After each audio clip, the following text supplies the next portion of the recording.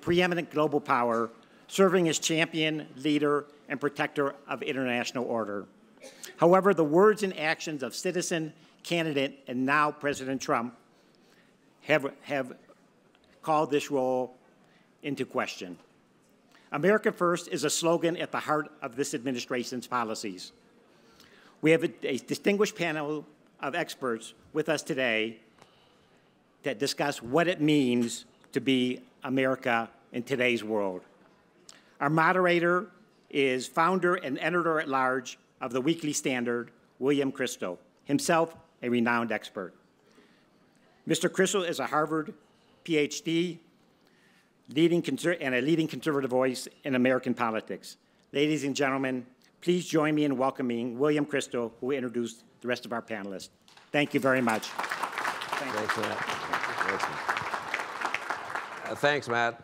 It's great to be here. I will be extremely brief. I won't even, people always say, you know, these panelists are so distinguished, they need no introduction. Then they promptly give, 5 minutes of introduction. I really am not going to introduce them. You know who they all are. I'll just say one thing. I think what's great about all of them, all of their work over the years, they have strong points of view. They've been active in politics, obviously, in Jane's case, and Hugh to some degree, and Columnist in Tom's case, Ambassador Peter Westmacott's case. But they're all analysts. I mean, they don't simply have opinions. They actually look at the situation and try to think through what has happened, what is happening, what will happen. And I think that's honestly the best use of our time here, is to try to, for whatever it's worth, give you our sense of where we are in the world and where we might be going. We all have our views, and we can get into that if you want, but I suspect that's more obvious and less interesting. So my question's a broad one. I'm really shaping it by all the questions, all the discussions I've been in so far at Aspen, which really are, how do we stand? I mean, how much of a crisis are we in? Do we have problems, or do we have a crisis? Is it, are we imminent? Is the breakup of the liberal world order of the last 70, 75 years imminent, or is this just another, little rough patch, or maybe it's not even such a rough patch. Maybe it's a good patch we're going to come out of it stronger. So I'll frame this broad question. Let me go in alphabetical order, ask each of our panelists to talk for 3 to 5 minutes on that, and then we'll go back and forth some, and then take comments and questions from you. Tom Friedman. Bill, thank you very much. Great to be here. So let me do a small point, a lightning round point about sort of Trump and where we are right now, how I look at things, and then try to frame what I think is the larger context. My general approach to writing as a columnist about Trump is that some things are true even if Donald Trump believes them. So be very careful as an analyst when you write about this stuff. I believe there is a method to his madness. I believe there is sheer madness to his method. And I believe there is sheer madness, plain and simple, to some of the things he does. And as you write about him, I think you have to sort out those 3 things, and that's what I tried to do. Let me step back, though, and give you at least my frame for this moment more broadly in American politics, but also global politics. The question I've actually been exploring in my column, as some of you may have seen, is why are political parties all over the industrial world blowing up? They're actually all blowing up at the same time. The Republican Party has blown up. It was a party that used to stand for free trade and deficit protection. It's completely flipped on that under Donald Trump. The Democrats have blown up. They're not in power now, so you can't see the full fissures. Peter will tell you how both the Tories and Labour in Britain, Labour's gone back to being a basic quasi-Marxist party. The French party blew up so much that we have a president in France today who comes from a party that never existed 3 years ago. You can go really down the whole list. This is not an isolated incident.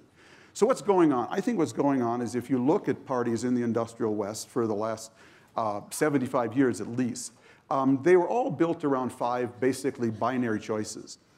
Capital versus labor, big government, high regulation, small government, low regulation,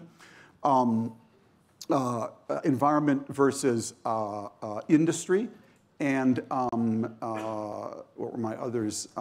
Social norms to be banned and social norms to be embraced, gay marriage, abortion.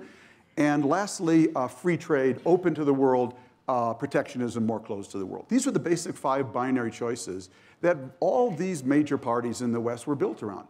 And those binary choices actually could define politics for 70 years because the world was much slower, I would argue, and the pace of change was much slower. And they kind of shifted between the two.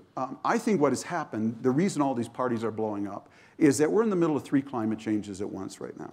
We're in the middle of change of the climate of the climate. We're going from what I call later to now.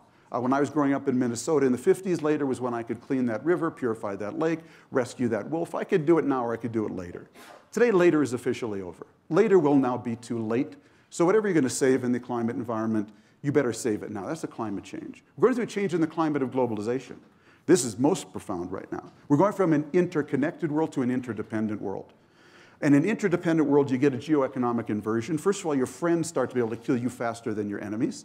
If Greek and Italian banks go under tonight, or had gone under last night, this room would be half full. Greece, Italy, wait a minute, they're in NATO, they're in the EU. In an interdependent world, they can kill us, okay? And in an interdependent world, your rivals falling becomes more dangerous than your rivals rising. So if China took 6 more islands in the South China Sea last night, personally, don't tell anybody, couldn't care less. Had China lost 6% growth last night, this room would be empty. That is a climate change, okay? And lastly, we're going through a climate change in technology. Machines are acquiring all the attributes of human beings, the ability to think, reason, analyze, manipulate, even drive. So we're going through 3 giant climate changes which are changing several ecosystems. They're changing the ecosystem of work. The American middle class that these 2 parties were built on all these years were built on something called the high-wage, middle-skill job. You could have high wage with middle skills. Today, because of what's happening with machines, there is no such animal in the force. There's a high wage, high skill job. There's a low wage, low skill job. But the foundation of the American middle class, the high wage, middle skill job, has disappeared. That's creating a climate change in education. We're going from days when Bill and I could go to 4 years of college, then dine out on that for 30 years, to now where you have to be a lifelong learner. And lastly, we're seeing a change in the geopolitics, the ecosystem of geopolitics. The key divide in the world today is no longer east-west, north-south, communist-capitalist. The key divide in the world today, I would argue, is between the world of order and the world of disorder. And the basic dividing lines is the Rio Grande over in our part of the world. It's the Mediterranean over in Europe and Africa. And basically what's happening today are millions of people trying to get out of the world of disorder into the world of order. Well, all of this, I would argue, requires something very different from the binary choices that these parties were all built on. I'll give you a small example. If I were a steel worker in Pittsburgh, who Monday through Friday, I'm a member of the union of the steel workers Monday through Friday, but on Saturday I drive for Uber, and on Sunday I rent out my kid's spare bedroom on Airbnb. Are my interests with capital, or are they with labor? All of this is being completely mixed up. And it's the inability of these parties. Last thing I'll simply say is, I have a motto of life: wherever there's oil, there's trouble. Wherever there's oil, there is trouble, okay? Because oil allows you to basically insulate yourself from adaptation. And when you're in the middle of multiple climate changes at once, we have a huge adaptation challenge at the individual, community, corporate, and governance level. And both these political parties, through contributions, have access to oil. They will be the last to change, but they are blowing up. Tom, thanks for that. Many thought-provoking things there.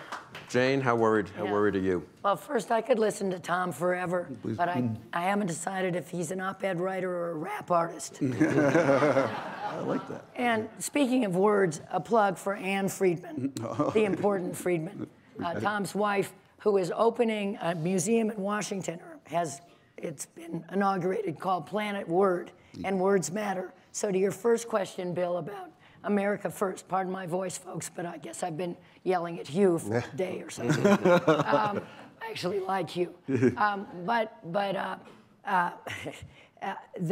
term America First was used by isolationists in World War II, and it doesn't fit our politics now, and it shouldn't be used, I think.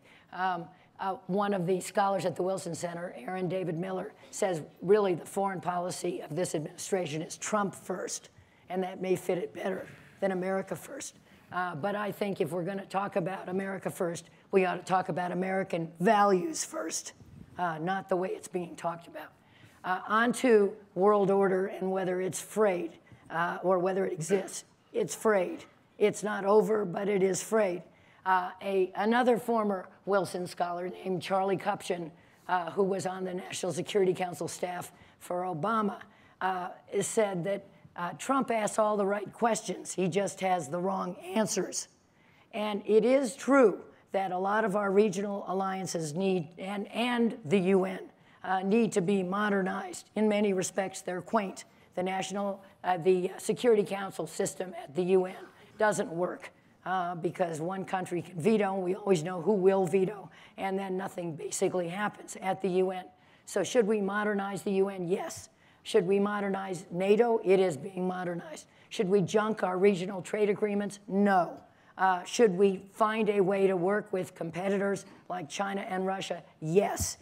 Is throwing out TPP the way to do it? No. Is refusing to join the Asian Infrastructure Bank the way to do it? No.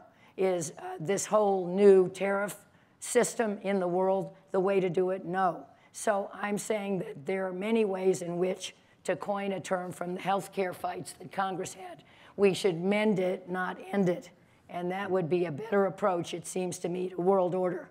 But Tom mentioned political parties, and that is something close to my heart. My view is that Congress was working perfectly until I left. And I know we kind of a Trumpy statement, I'm going to say, you know. Yeah, that's Jane first. Yeah, but actually, I left because Congress was so toxically partisan, and I couldn't stand it anymore. The business model of Congress now, this applies to both parties, is blame the other side for not solving the problem. Because if you work with the other side to solve the problem, you are bipartisan, which makes you target practice in your primary. And sadly, for both parties, avoiding big primary fights, I didn't seem to know how to do that, I had them, is something you really want to do, because then you get reelected if you don't have a big primary fight and you're in a district that leans strongly one way or the other. Of course, I was in a district for a long time in the center. But anyway, my point is, the political parties and the system that they employ in Congress is broken. And that is a huge problem, because our separation of powers is now two powers. It's the executive, which has claimed broad executive authority, not starting with Trump, starting with George W. Bush, continuing under Obama, and now on steroids in the Trump administration.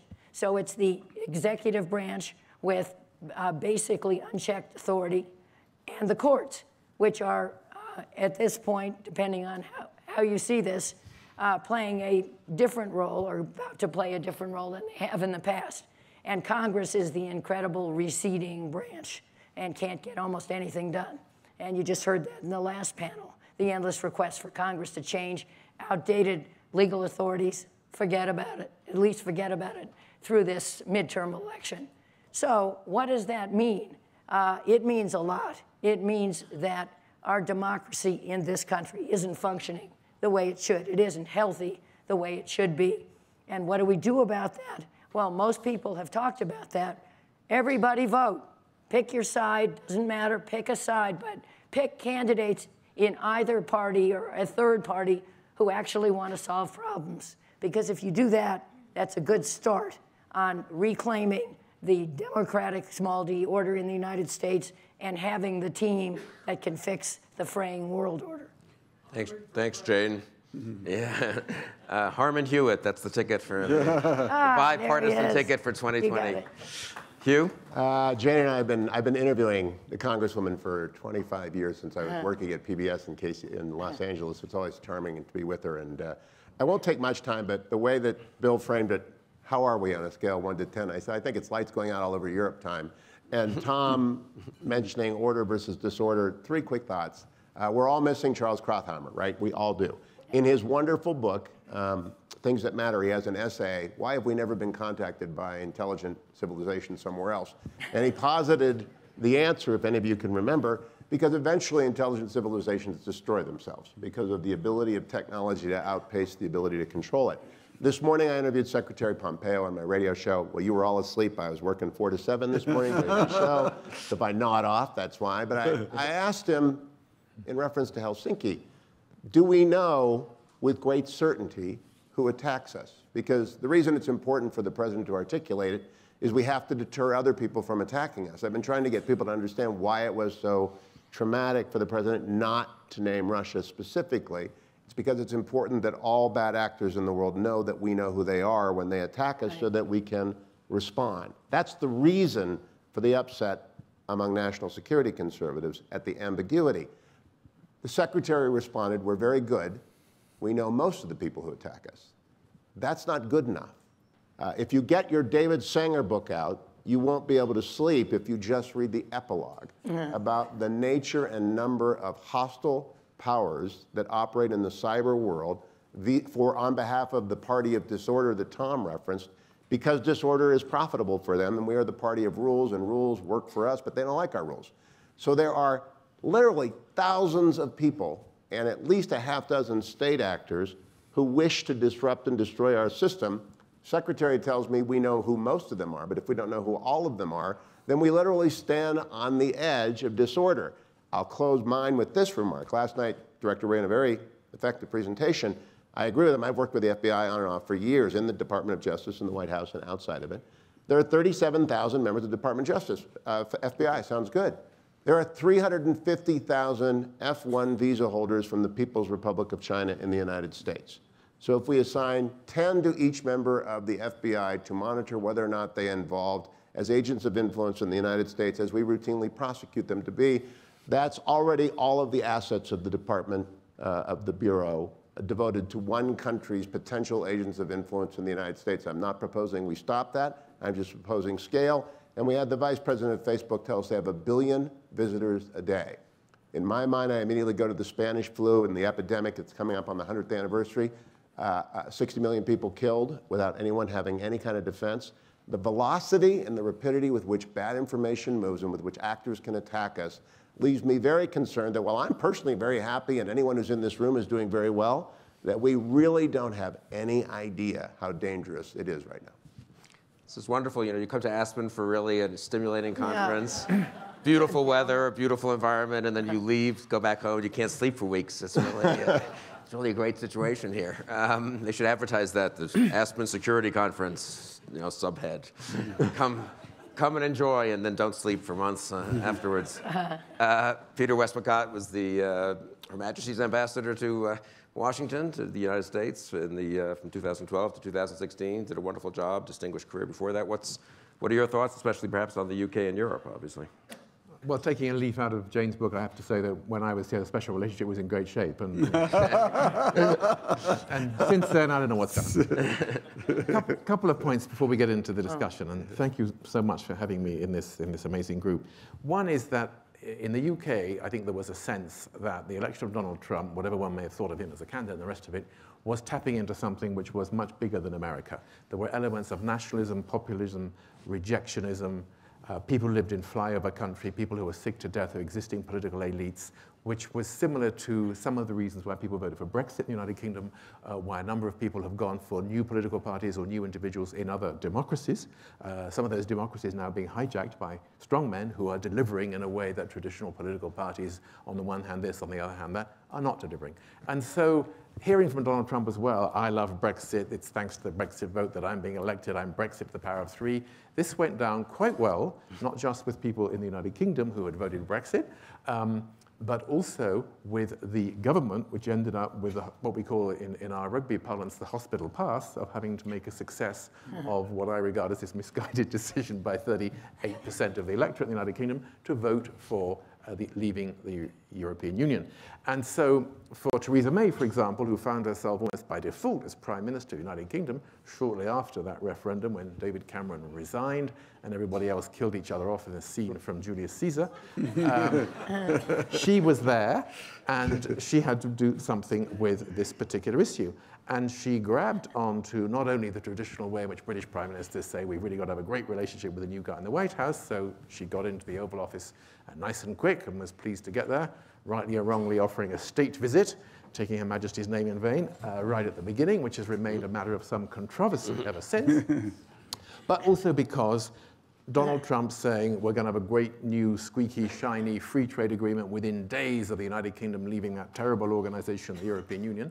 This was, in a sense, manna from heaven, or manna at least from Donald Trump, for a government which had a few problems there. And so there was a natural desire to get alongside this administration, get alongside this president, make it all work, and to some extent see the best of it.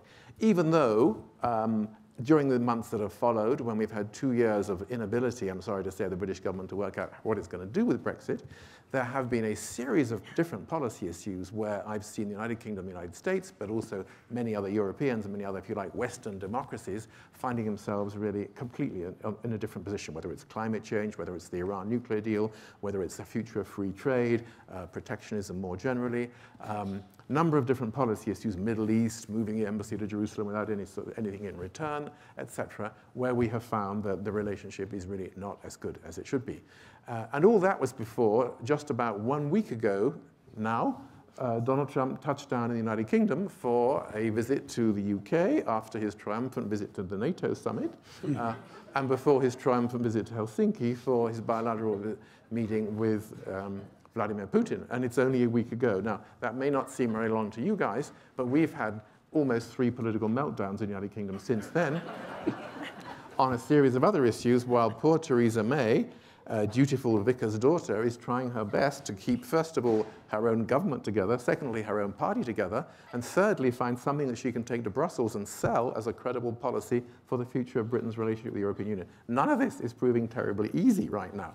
And so a week ago when Donald Trump arrived, and then while he was having a wonderful dinner in Blenheim Palace, the family home of the Churchill family, of course, then boom, in the middle of dinner, all the alerts went off and everybody saw he'd given an interview to Rupert Murdoch's favorite tabloid newspaper in the United Kingdom, The Sun, saying a whole lot of rude things about Britain, about Brexit, about NATO, and indeed giving a big puff to the guy who just resigned as Theresa May's main rival for her job, one Boris Johnson, who was until a week or so ago the British Foreign Secretary. This did not go down brilliantly, it has to be said, in the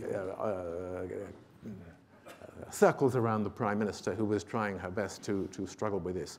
So, slightly more seriously, where are we with America First? The answer is we've moved from a time when everybody, or a lot of the people in the powers, in the corridors of government, wanted to make this work, thought it could work, but was being warned by 1 or 2 people, your humble servant amongst others, that the whole business of America First and protectionism was not actually conducive to the chances of getting a free trade agreement very quickly with the United States. And indeed, you don't need one anyway, because we're much better off if we negotiate free trade agreements with the negotiating power of being part of a bloc of 450 million people in the EU, rather than to try and do it on our own. Nevertheless, politically, this was important at that point. And then we've moved on to a time when it's much more difficult. And I think people were saying, well, what do we make of all this? My own view is that actually when you see Donald Trump apparently speaking without thinking, that is actually when he says what he really thinks. And I think all the subsequent corrections I regard as just attempts by others to mend the damage rather than a correction of what the president actually thought. So if we look at what he actually said, that gives us a much clearer idea of what is going on. And I think we've got a series of areas where America First, trade, political, economic, social, and other policy, international relations, is making serious trouble for the future coherence of the NATO alliance. People obviously in the United Kingdom, where Putin has a habit of trying to bump off his enemies on the streets of rural, leafy England, were nervous about a cozy relationship which doesn't appear to offer any concession at all from Putin, but offers a certain amount of goodwill, to put it mildly, from the President of the United States. That worries us. It worries the NATO countries with borders next to Russia, most of whom would say it doesn't matter whether it's a Tsar, a communist, or Putin, Russia's always a threat to all of us. And that's the way it is. And the rest of us, and the rest of you, have to be realistic about that. So people are nervous about that. And then the last thing I would say in a slightly more techie way is that in the area where the United States is overturning multilateral agreements and going for unilateral America First, America on its own arrangements, for example, in trying to deal with the problems around Iran, we are going to see real crises over extraterritoriality and the attempts of the United States government ratcheting up sanctions against Iran, for example, totally out of line with the internationally agreed nuclear deal, and in a way which is going to penalize, through secondary effect, any European banks, companies, aircraft manufacturers, motor car manufacturers who want to do business in Iran because they will be threatened with being put out of business if they want to do business in America as well. And this is quite a big deal in terms of how you reconcile America First international relations with the legitimate sovereign rights of countries in other parts of the world, not least the European Union, who have already negotiated in good faith with America agreements like the Iran one, and now find that Trumpism means you tear all that up, you chuck everything up in the air, and you start again. This is going to create quite a lot of tensions. It's going to create a certain amount of reduced prosperity, because we're going to, with the Trump trade policies, we fear that people are going to be worse off. And as one prominent British politician put to me the other day, it's very interesting working with Donald Trump. The good thing about him is that he thinks outside the box. The bad thing is he doesn't know what the box is. Thank you. That's I don't feel worried enough about this, though. So let me add one word, just something I've been very struck by watching the debate over the last, and being in the debate, I suppose, over the last 18 months, about President Trump and more broadly about the sort of the liberal world order and how it fares. I think people, it's just a natural human tendency. You take a photo, and then you sort of assume that the next photo will be like the previous one, plus or minus 1, 2, 3%. And that's usually true. I came to Washington in '85, figuring I would work in the Reagan administration. I figured the Cold War would be the defining thing. I thought Reagan was on the right path. Maybe in 20 years, we'd have some erosion of the Soviet control over East Europe. And then 10 years or 20 years after that, you might even have some freedom in Russia itself. And everything collapsed in '89. And the world, what do they say about bankruptcy? You go bankrupt very slowly, stage by stage, and then suddenly all at once. That's how politics and history sometimes are. Not usually, obviously. Otherwise, right. Most things are continuous, but things occasionally are discontinuous. And it does seem to me we're in a moment, because of the technological changes, globalization, automation, because of political changes, because of all kinds of things, maybe just because the current world order has been going kind of a long time as these things last historically, 70, 75 years, where we may be hitting some real discontinuous changes. And unlike the fall of the Berlin Wall and the collapse of the Soviet Union, these could be, if you think the last 70 years, which I think is empirically true, have been pretty good compared to the preceding 70 in terms of war and in terms of getting people out of poverty and in terms of all kinds of reasonable metrics of human happiness and success. I think, unfortunately, the Berlin Wall analogy cuts the other way, and you really could get pretty bad things pretty quickly. I think people kind of underestimate that, the contingency of history. This is the World War I story. They're sitting around in 1913, and it's kind of a mess in the Balkans. And Kaiser Wilhelm isn't as up to Bismarck's standard, and you have some problems domestically in Britain and France. But basically, my impression is everyone thought, we'll kind of muddle through this like we muddled through the crisis of 1911 and the crisis of, I don't even know the history of it, of 1905. I think there are a whole bunch of crises, and Russia seems to be kind of liberalizing, gradually, and then then stuff happens somewhat freakishly and somewhat in a very contingent and unpredictable way, and suddenly you're in World War I, and suddenly you have the Russian Revolution, and suddenly the next lots of years get shaped in a pretty disastrous way. I don't think we're quite there, but I worry about the contingency. And you look at Europe in particular, you look at what's happening politically there, in a place like Germany, which is, the stability and peacefulness and reasonable and democracy of Germany has been a very important thing for the last X number of years. And how solid is that? And how solid, and our leadership has been so important, I think, even when it's faltered at times, not fundamentally been challenged in the way it is now, I think, by our own president.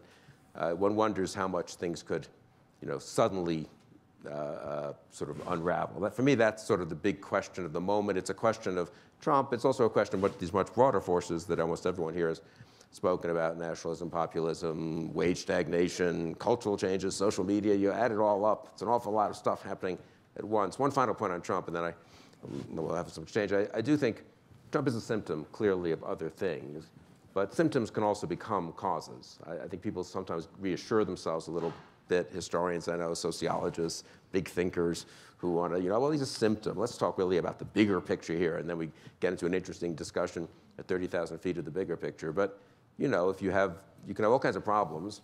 If one of them gets worse, they're not even caused by underlying diseases or problems, propensities.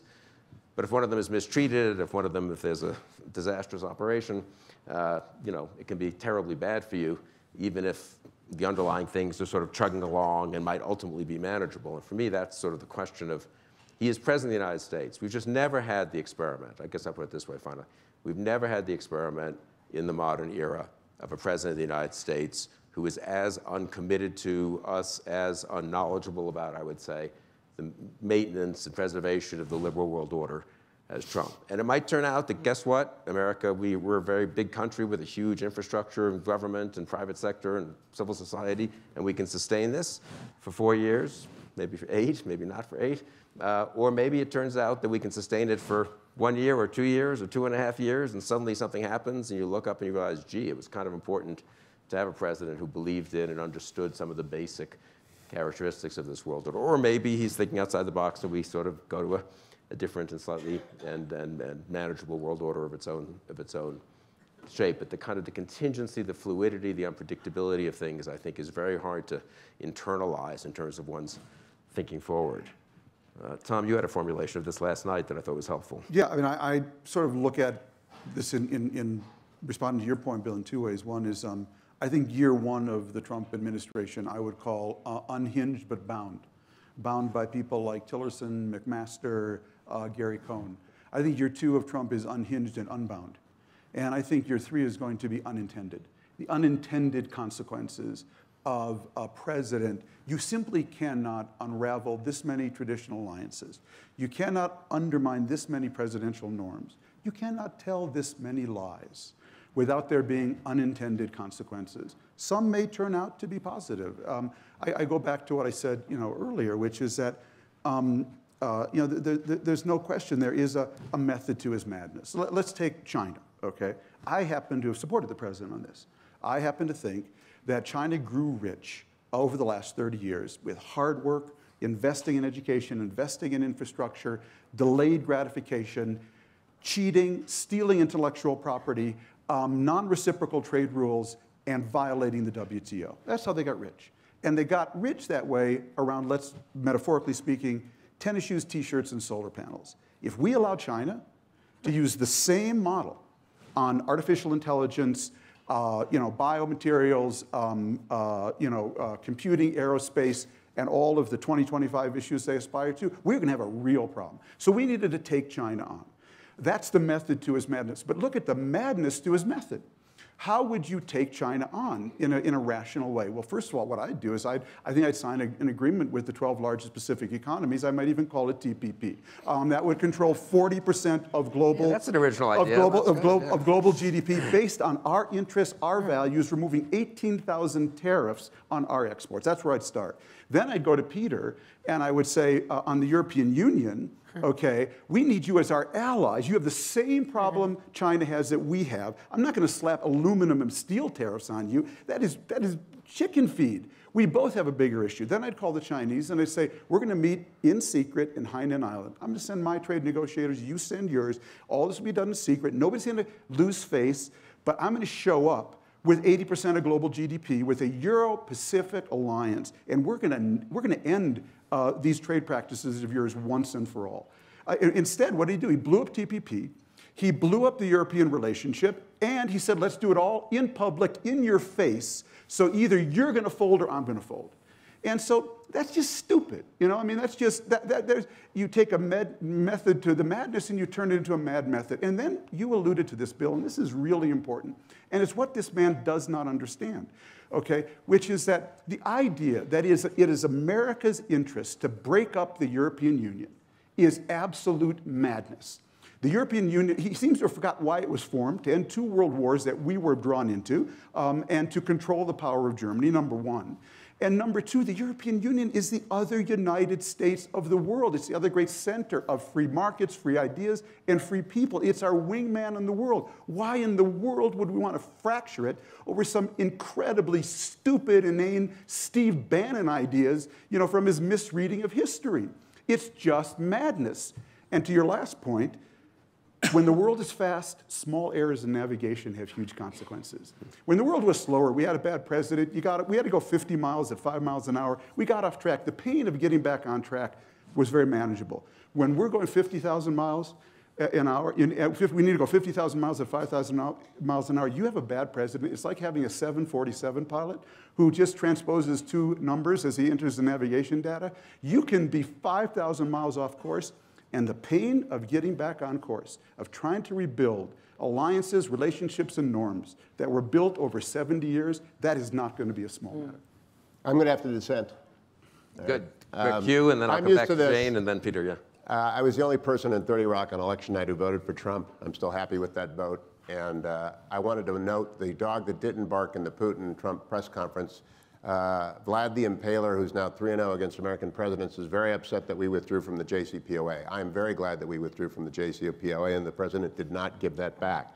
I also note that Vlad the Impaler was upset that the president was critical of Nord Stream 2. It is a disaster for Nord Stream 2 to go through and to make Ukraine and Eastern Europe hostage to Russian gas. For the very reason that all of us are agreeing that Putin is a malevolent actor on the world stage, we ought not to let him control the energy supply of Europe. And so with a $716 billion defense budget and a new NDAA that's going to come out tomorrow, hopefully building two aircraft carriers at the same time, with the moving of the capital to Jerusalem, with the emergence of the new entente of Saudi Arabia and Jordan and United Arab Emirates and Egypt and Israel quietly and the United States, I think we finally have the opportunity to contain the most serial exporter of state-sponsored terrorism and violence, Iran. Finally, after 8 years of fantasy league foreign policy, we have realist, and I think the best national security team that we've had since George Shultz was Secretary of State, with Pompeo, Mattis, Bolton, and Director Coates. So I just have to reject the whole paradigm that we're worse off than we were 3 years ago. And I think while it's rocky and it's rough, it's a necessary course correction because we had gotten so far off course vis-a-vis Iran and other actors. So well said and fair. It's a very common view you just articulated here at Aspen. It was good. No, it's very good that you did because it's important that people hear it. Jane and then Peter. I actually like what you were saying, Bill, and I would add a few things.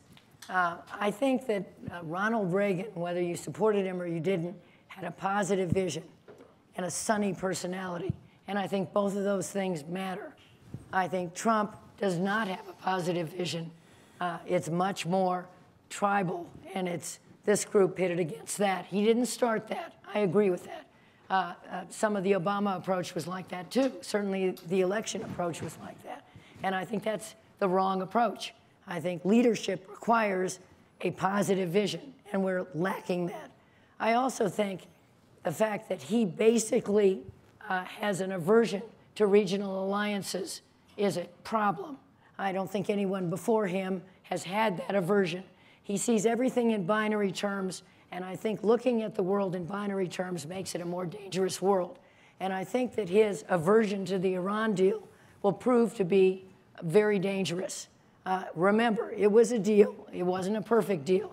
But at least on some level, and I would argue on a major level, it was stopping Iran's nuclear program for a period of years or possibly forever.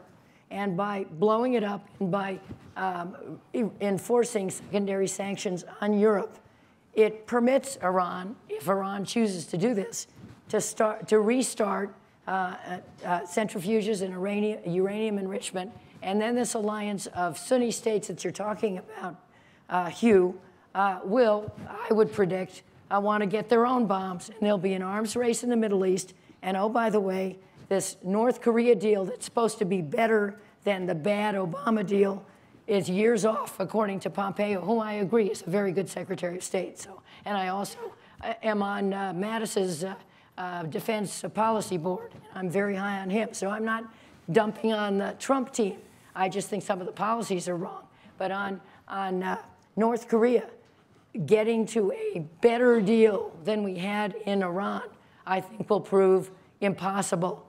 And that could, if the U.S. starts unraveling the nuclear umbrella that we've had in Asia and has backed out of TPP, lead to an arms race in Asia. And that's why I'm saying nuclear arms race, that on Trump's watch, given his aversion to regional deals, we may be building a much more dangerous world. I'm not sure if this disagreement makes the Harman Hewitt ticket impossible, or just, no. Or just, you know, it's not Reagan Bush. We've had times before when they've had, you know, 1864. I want to ask Peter Westmacott one thing, and he'll say whatever he wants, as they all do whenever I ask them. But Europe in particular, I mean, honestly, just analytically, whatever we leave aside what we would like or what we condemn or praise, do you think if we meet here in 3 years, 2021, let's just say, will Europe look pretty much the way it does now? I mean, Britain will have had some slop, messy, presumably Brexit, but basically it remains an ally. The EU remains sort of, so to speak, functional. Hungary remains fringy in terms of its politics. The AfD is not like in the German government. Or how worried are you that we're really entering something we haven't seen in decades in Europe? I'll try that. Really tough question, Bill. Can I just say briefly on the disruptor in chief, or what do we want to say? I agree with you. I think that on a number of things, and we haven't even talked about the poor European performance in paying for NATO defense, where it is completely unreasonable, as I think we've all agreed, that the United States should pay 75% of the bill for a defense organization which protects 28 different countries. And I think on elements of bad behavior by Iran, Trump was right to call them out. And I think that on dealing with China, Tom's very eloquently put point, he was absolutely touching on something which matters to all of us. I think the problems that we have had is the how he goes about addressing these issues which are of importance to us all. And I think the rejection of the multilateral approach, though I understand why, does not make things very much easier. And tied with that is this kind of view that he seems to have as soon as he's seeing anybody from any other country, or indeed organization, what's the trade balance? And he obsesses about that. Sometimes the numbers are right, sometimes the numbers are wrong, in the case of Canada, in the case of the European Union, and suddenly the European Union becomes a foe, whereas Vladimir Putin's a friend. And I think when all that distorts, the chances of us coming together on some of these very, very important global issues where we do need to stand up for our own values against people like China and the way that they have behaved and organized their own economic growth. Added to which, I'm afraid I do have to say that I think the creation of alternative realities and playing fast and loose with facts and certain values does make it very difficult for us to either look to America for the moral leadership that the world needs, or indeed to call out other bad guys when they lie through their teeth or cheat or lie or kill their friends or throw journalists in jail, or indeed undermine their own national institutions which are doing a decent, honest job on the basis of objective facts and intelligence. Weakening those institutions, which I hope will not continue, is something that the rest of us worry about. Your question, Bill, where is Europe going to go? I cannot tell you what's going to happen with the United Kingdom and the European Union. There's about 5 different options at the moment of the way in which all this will end, which range from a hard, brutal cliff edge with no deal at all, and the chances of that happening are rising, to the possibility that there is a second referendum and the British decide, you know what, it's simply not worth it, let's not bother, and we'll stay in the European Union. That's complicated for a whole lot of other reasons. And in between that, there's a raft of other ones. I think if I had to put money on this, I would say that there will be a kind of Brexit that happens before the 29th of March, which is when the 2-year cycle of Article 50 expires. But it could well be very little, an agreement to go, and an agreement to have a long transition period during which the details are sorted out. A lot of people won't like that for a number of reasons, but it might be the least painful and the most achievable given the political difficulties which are going on at the moment. Looking further ahead, the problem is that Germany continues to have something of a free ride in terms of its extraordinarily competitive exports because there's a single currency which undervalues what was the Deutschmark and overvalues the currencies of the weaker countries in the European Union. And Germany does not accept that, given that it's so much stronger and so much wealthier than it would be otherwise, that it kind of needs to help out with the club-med countries which are not doing so well. And until that currency unit is somehow matched with a degree of fiscal and political union, which is not going to happen anytime soon, Europe is going to remain it's not at all on life support, but problematic and difficult. And in the meantime, many of the issues which led to the election of Donald Trump, many of the issues which led to the vote on Brexit, are causing people to vote for hardline guys who don't play by the rules in Hungary, in Poland, through democratic processes, and indeed not very far away in places like Turkey, in a way which I think means that much of what Europe was created to stand for and to defend, especially in terms of those values, is looking a little bit rocky. So in 3 years' time, if we come back together, I think Europe will still be probably wrestling with many of those issues, but I think rising tide bringing up a lot of boats, just like the United States economy is doing well, the global economy will be doing better, and some of those really difficult issues, including immigration and free movement of labor, but also the weaker economies around the Mediterranean, may be doing a little bit better. Will the United Kingdom still be a part of that, or will we be out there trying to organize a new role under the slightly bizarre, if not meaningless, slogan of Global Britain? I cannot yet tell you. A few minutes, questions? Sir. Quick questions, we'll give quick answers. Stuart Bernstein, former ambassador to the United States, to Denmark. Great panel. I love the balance. How do you think this Trump phenomena, or whatever you call it, is going to impact the elections that are coming up? You mean domestically or abroad? Domestically, yes, here in America. Not one for me. I mean, I'll say a word if you want. Yeah, I mean, I guess I have the conventional view, which is off-year elections are almost always bad for the party that wins the White House and controls Congress. Obviously, 1994, 2010, both examples of that.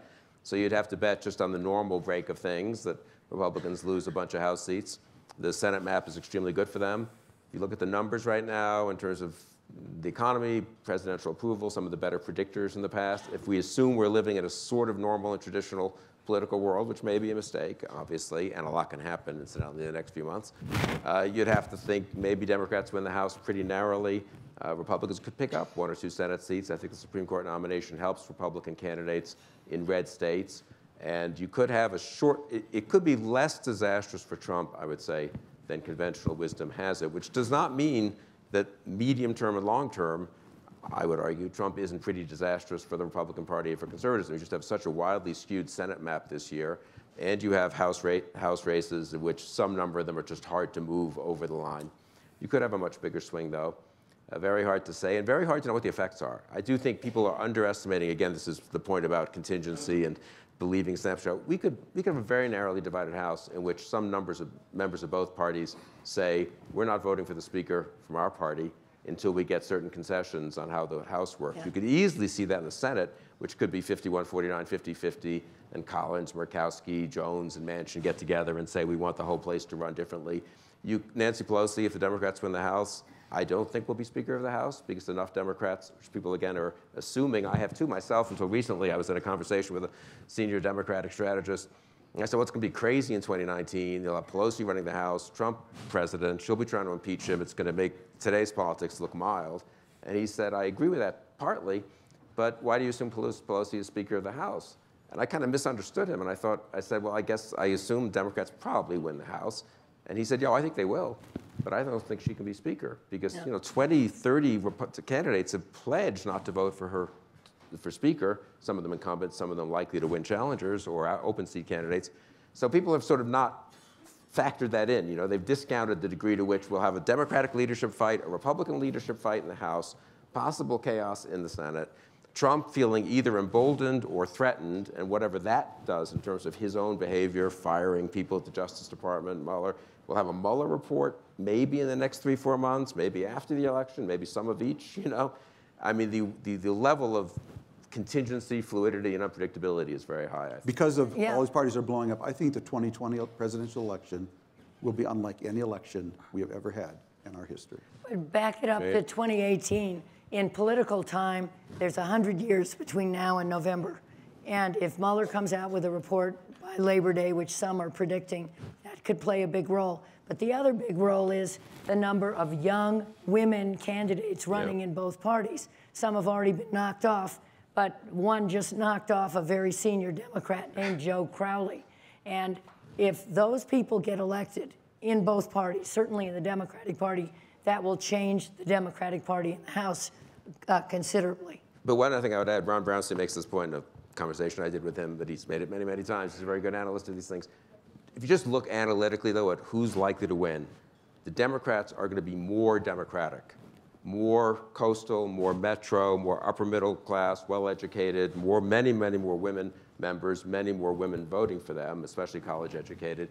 The Republicans are going to be more working class, rural, white districts. The people who are going to lose in these swing districts are like maybe Barbara Comstock, where I live, in an upper middle class suburban area. So the parties get more like themselves, which would suggest, though not inevitably, but you never know, there are cross-cutting cleavages, more polarization. The way he puts it is the trench between the parties will get wider and deeper, more likely than not, after 2018. Again, things can go in contrary ways sometimes, but just analytically, if you look at who are likely to be the members of each party in Congress and what lessons they're going to learn from 2018, which is probably a doubling down lesson, unfortunately from my point of view, not a reach across the aisle lesson. Right. That I think is the most, so I don't think things get better or easier or friendlier after 2018, which really sets up a pretty wild situation going to 2020. Over there, the young lady, yeah.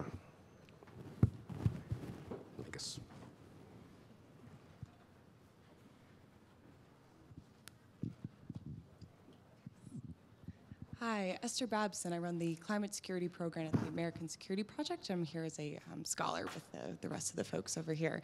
So my question is likely for Mr. Friedman, but for whoever else wants to comment around the three climate changes you mentioned.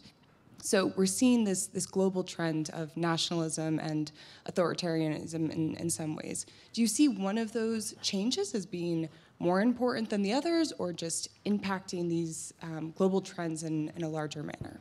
Well, it's a very good question, and to keep with the climate change metaphor, well, what do you want when the climate changes? You want adaptation. It's the most adaptive that survive. Who's actually adapting today? If you look at America, well, from all the reasons that Bill just laid out, our national government and the national governments of all these countries are basically being completely paralyzed by tribalism, so they can't keep up with the pace of change. That's at one end of the spectrum. The single family is way too weak to manage all this adaptation. So actually, the political unit that is working in America, if you want to be an optimist about America today, stand on your head, because the country does look a lot better from the bottom up than the top down. It's at the local community level. Yeah. And by local, I don't mean little town just. I'm talking about Minneapolis, I'm talking about Memphis, I'm talking about Birmingham, I'm talking about big cities. And what's actually going on there? So the cliche about America is that we're a country divided between two coasts that are liberalizing, pluralizing, diversifying, modernizing, and in the middle is flyover America, where everyone's high on opioids, voted for Trump, and waiting for 1950. That's the cliche. Actually, America is a checkerboard of communities that are building what I call complex adaptive coalitions that are rising from the bottom up. I profiled one, and thank you for being late, the one in Minneapolis, where business is getting intimately involved in the public school system, joining with philanthropists, joining with social entrepreneurs, joining with local government. You check your politics at the door, and it's all being led by what my friend Giddy Greenstein calls leaders without authority. People from the community stepping up because they operate in civic time, which is that this project takes 10 years, not in political time, which is that I have to show a success in 2 years. I can show you communities all over the country where this is happening. I just profiled one, Lancaster, Pennsylvania, 1990, falling off the map.